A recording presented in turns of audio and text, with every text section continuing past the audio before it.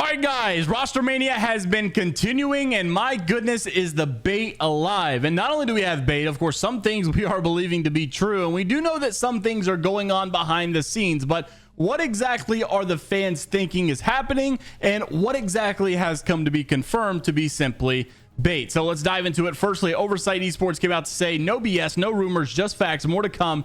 These guys are ramping up some content while we're waiting for ALGS to get back into action. So you have May the 11th, which I love because this kind of enforces some of these Rostermania roster leaks to come out pretty soon because they want to get as much time to scrim as possible. But a $25,000 qualifier with lots of pro teams. Scrim return on the 13th. Women's comp returns on the 16th. The 18th has a 20K tournament, which is to be determined. And then also ALGS split to roster lock on the 28th. The 31st is Nokia Charity Invitational, which is an international event. That's going to be very interesting as well. And then also June the 1st, you've got ALGS split 2 starting up. So let's kick it off with the rosters that will be participating, or at least the rosters that we hope are going to be participating. Of course, Rostermania is always subject to change that. So Rambo started it off with Native saying, holy crap, all this roster movement is freaking insane behind the scenes. And of course, everybody gets intrigued and we want to know what's happening. Sweet had also kind of teased that the next month of announcements is going to be the craziest month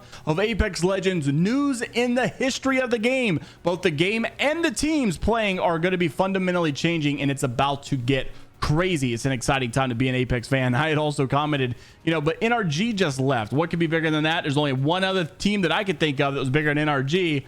And then I started freaking out. Of course, does this mean what we think it means? And then you had Furia came out to say they were looking for a team for ALGS. Madness and Vaxlon were going to be leaving. And then you even saw Vaxlon saying that his Watson 1 seemed like there was beef going on. Like, what the heck is going on? Then they confirmed, listen, this was all just bait. I wanted to see what it was like to farm impressions for fun for only 2 seconds. I would no longer be playing with y'all feelings about it. And then they said the squad is still repping Furia. Don't worry, everyone seemed tense with the TSM and DarkZero stuff, so try to ease it. What is this TSM and DarkZero stuff? Well, Sykes was one big contributor, obviously starting it off by fortunately / unfortunately nothing lasts forever. I think everybody kind of jumped to conclusions like maybe this has got to do with DarkZero, maybe they're gonna break up already. That just would not make sense, right? They just got second place, they won Pro League for North America.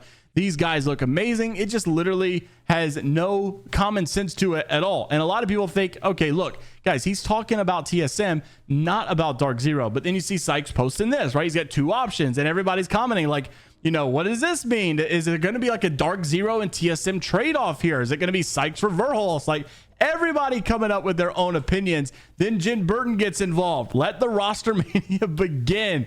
I haven't to comment on this one as well. Like, you and Hal are going to be great teammates. And so a lot of people are saying, look, Hal's going to be leaving to join an established duo. Maybe Verhulst goes somewhere else. Maybe it's got nothing to do with that. And honestly, one thing that a lot of people are also saying was coming from the Verhulst tweet. So you could see, his gift that he has. And then you've got reps. The chains are broken. It's time to break free. Then you've got Hal with the Batman one. So it's like, okay, maybe this means that they're broke free from TSM. Maybe TSM is not going to be involved. Maybe this roster going to move to a different organization. Will TSM be leaving the ALGS scene? Now, I know that sounds crazy, but just hear me out. Just to kind of give you a little bit of a synopsis with TSM, although they've got like the best roster, although they've got so much hype and fan favoritism inside of ALGS, there also is bigger esports out there, and League is one thing I know that they've been wanting to really dial in. And so League of Legends obviously being one of the biggest esports of all times. Apex, yes, is fun and the views can be good, but you guys got to remember League is on a whole other level, right? These other games like Dota 2 they're on whole different levels. I mean, these guys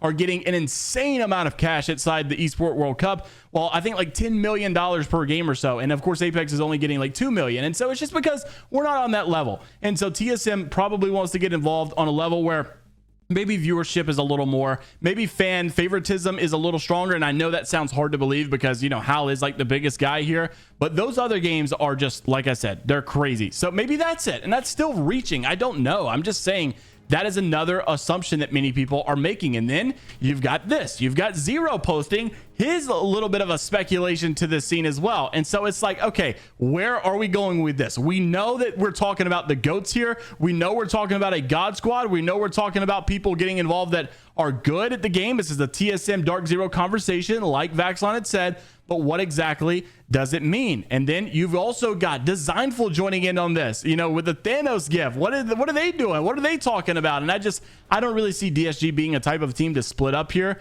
but there are some other things that people are wanting to bring to light, right? Koifel's one. Koifel's a guy that's been on the market since his departure from XSET. And honestly, I would say he's been on the market since XSET simply didn't make Pro League, didn't make it into LAN from Pro League. Like, I know that, you know, getting back into Pro League is good, but for a player like Koifel, and honestly, even for players like Fun and even for players like Nocturnal, that's not good enough, right? They want to be at LAN. They want to be winning LAN. So not even getting invited to LAN is a big no-no for them. And honestly, Optic Gaming's the same way. They've got those high expectations. They're not teams to miss out on LAN. And so for that to happen, maybe you can assume that these rosters were going to change. Koifel was a big guy because he's like the hottest guy on the market. We thought at one point he might be going to DarkZero earlier in the year. Of course, that didn't happen. Maybe DarkZero, I really doubt DarkZero wants to make a change with as good as they've been playing, and Sykes has been playing very good with his team. But maybe it's TSM. Maybe TSM wants a Koifel on their team. Maybe it's someone else. I don't know. It just seems like I still think Verholst is a solid option. I couldn't imagine dropping Verholst for Koifel, and I don't think that that's going to necessarily take them to first place, to be honest with you.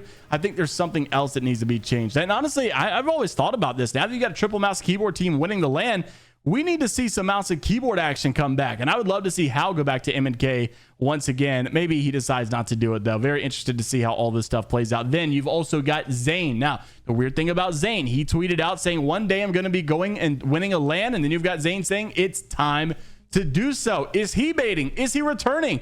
Who could he be possibly returning to? Well, one prominent option that a lot of people have been mentioning was 07. Of course, 07 was parting way with Nags, and after that, you know, you had Zaine playing with Nasky at some point, and of course, these guys were pretty close with one another. They had a lot of history with one another, and maybe Zaine comes back to fulfill this roster spot. Once again, I personally don't think that it's the great opportunity. I think Zaine's a great player, but I don't think it's going to necessarily like be the massive pickup. I don't know. I think we're just comparing apples to apples. I think we're going to be in the same spot, a similar situation, two really good players that know what they're doing, that got great gun skill. And I just don't think you're tapping into, you know, no offense, and I'm just trying my best to report here, but I just don't think it's next generational talent like a Koifel, like an Effect, like honestly, even Enemy. I just don't think it's on that level. And so I'm interested to see where Zaine goes. I think he's a great asset to a team, though, and very interested to see how that falls into place as well. Also, I had to mention some organizational changes and updates here. Tripods had posted they were still looking for an organization for year 4. If you guys were not aware,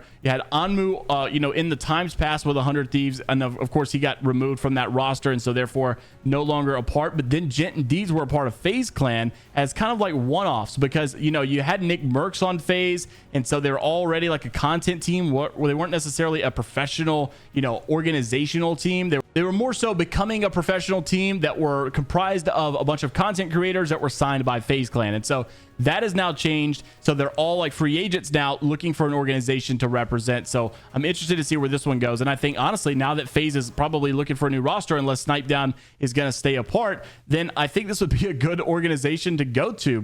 And I don't know, there's some red flags when you think about Optic Gaming have already left the scene. You've got NRG leaving the scene. You've got others that have left the scene. You know, people are talking about if TSM leaves the scene, it's going to be bad. And of course, when you got Sweet saying it's going to be the biggest news that we've seen in a while, a lot of people are getting prepared for some unfortunate situations. Also, wanted to make mention, coming from the Challenger Circuit scene, you had James Fearless saying that they were looking for a team for Split 2 or looking for one with Golden. And of course, these guys have played pretty well inside of the Challenger Circuit. Also, you've also got JMW, who's played in times past with Kungarna and has a lot of, you know, experience inside of Pro League in general. And, you know, back in the days when Kungarna had started off, it was like an EU team. Then I think they had a Kungarna NA and EU. Then I think it just went to North America. But JMW's played for a lot of other teams as well since then, and he's also just got so much talent and so much history. This guy knows what he's doing. The only EU LAN winner wanting to do double this next year. So interested to see where JMW falls as well. Then you've got Osivian also looking for a team for North America Split 2.